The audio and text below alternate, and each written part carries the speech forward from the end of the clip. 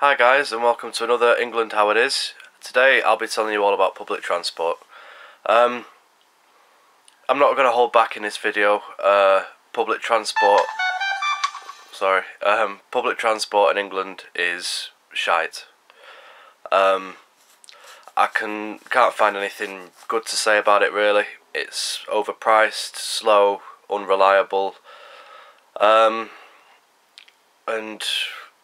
I try to avoid it at all costs really. I think if you can drive anywhere or walk anywhere, that's probably better than taking public transport. But I'll still make the video because, you know, if you're coming over here to live or for a holiday or whatever, it might be beneficial to know certain things about it. So, here goes.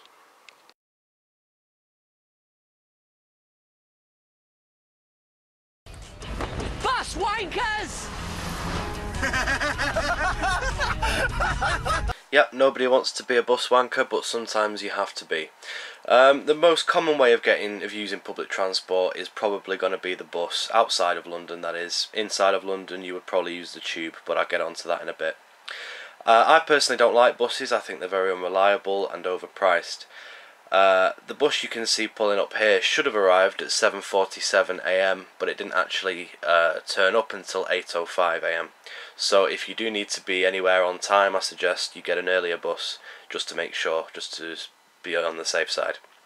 They're also quite expensive in my opinion. The fares have just gone up, in Manchester anyway, by 10p per fare, which doesn't sound a lot, but they do go up quite regularly, the prices. So yeah, quite expensive. You can get single journey tickets where you tell the driver where you're going to, you pay the fare, and that's it. You can also buy daily tickets, weekly tickets, monthly tickets and yearly tickets. You can only get the single journey, daily and weekly, off the driver when you get on the bus. If you want monthly and yearly tickets, you have to buy them online or go to the provider of public transport in whatever city you're in. For Manchester it's GMPTE, Greater Manchester Transport something, and in London it's Transport for London, and you can buy your monthly and yearly tickets from there or on their websites.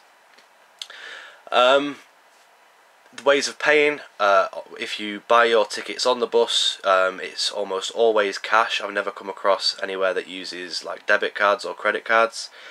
If you buy online, obviously you'll use your debit or credit card.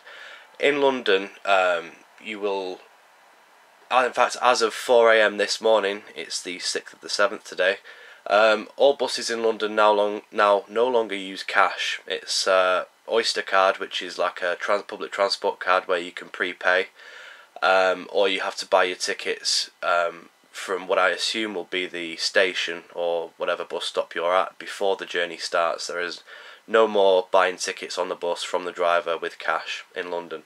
Everywhere else in the UK you can still pay for your fare with cash.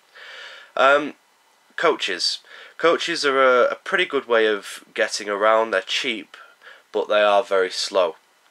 To go from Manchester to London on the train will probably take about 2.5 to 3 hours.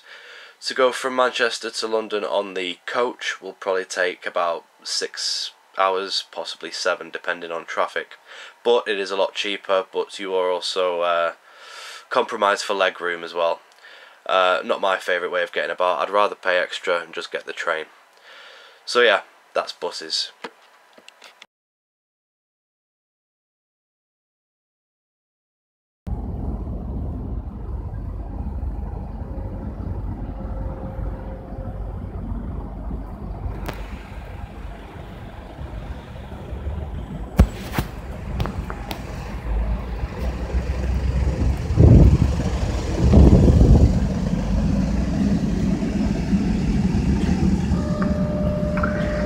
This is a Metrolink customer announcement.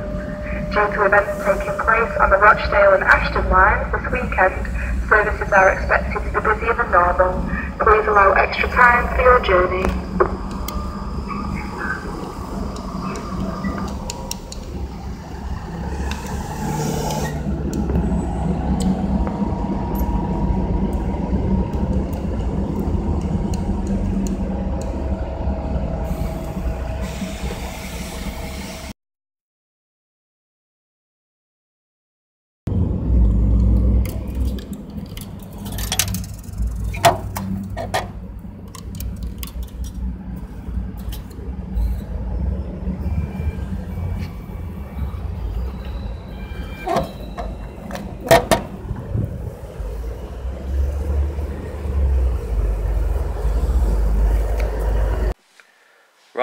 so next up is the tram, or the metro as it's also known. I don't have a whole lot to say about them really, because I don't use them. In fact, I went on the tram to take this video, and I think it's only the second or third time I've ever been on a tram in Manchester in my life. I've been on them in other cities and all the rest of it, but actually on a tram in Manchester, I think it must only have been my second or third time. There's no metro station where I live. There's one near where I work, but obviously I drive to work, so I've just had no call to use them. It's difficult to sort of give you any sort of decent opinion or information on them. As for reliability, I don't know. There wasn't like a timetable or anything on the wall at the station that said how often they should be or what time they should turn up. They have like boards with information that flash up on them, they're telling you when the next one is.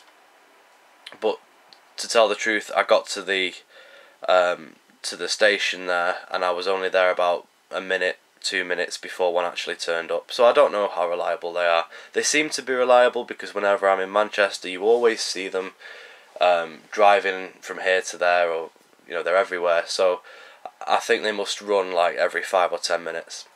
As for price, again, expensive.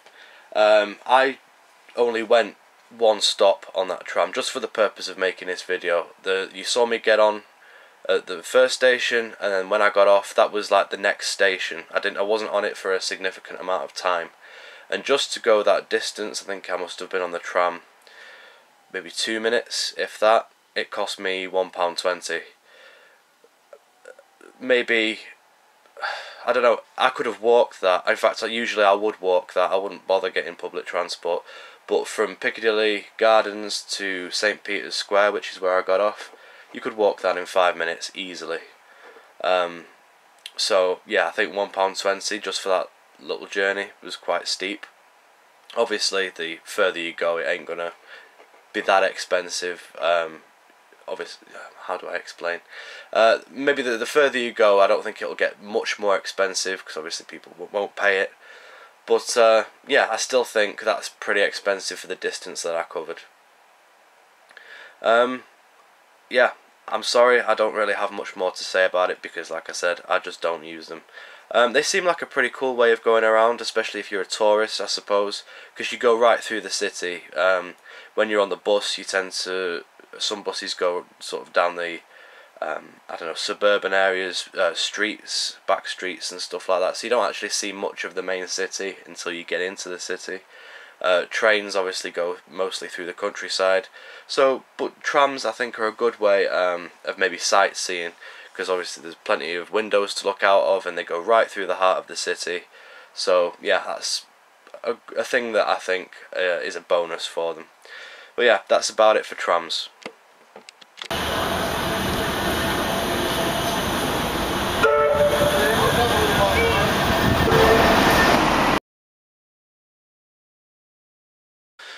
So this brings us on to trains. Trains are pretty good for long distance journeys. You can take shorter distance journeys on the train, like in between towns, but they run a little infrequently as opposed to buses, and they are a little bit more expensive too. So yeah, stick with them for long journeys is probably your best bet. But again, like with other forms of public transport, they are unreliable and overpriced. There's a lot of the time the train workers are on strike, which obviously causes delays and problems, or there are some sort of delays due to problems with the track or whatever other bullshit excuse they come up with on the day. But like I said, they are a good way to get around the country, and they are faster than coaches. But they are very expensive as well. From Manchester to London on the train will cost, if you were to buy a ticket spur of the moment, like with only a few days notice, you'd be looking to pay about £150–200. That's for a return ticket. But if you were to book in advance, maybe a few months in advance, I have been able to get tickets for as cheap as £15 each way. So yeah, if you book in advance, you will get a better deal than just turning up and buying tickets on the day or a few days before. You can buy tickets online, and you can also buy tickets from the counter actually in the train station, but you'll obviously have to know which train station you need to go to buy the tickets from for that journey. For example, there's about 4 different train stations in Manchester, so you'll have to know which train station you'll need to go to get the train to wherever you're going to. So it's better to just buy them online because it works all that sort of thing out for you. Yeah, that's it for trains.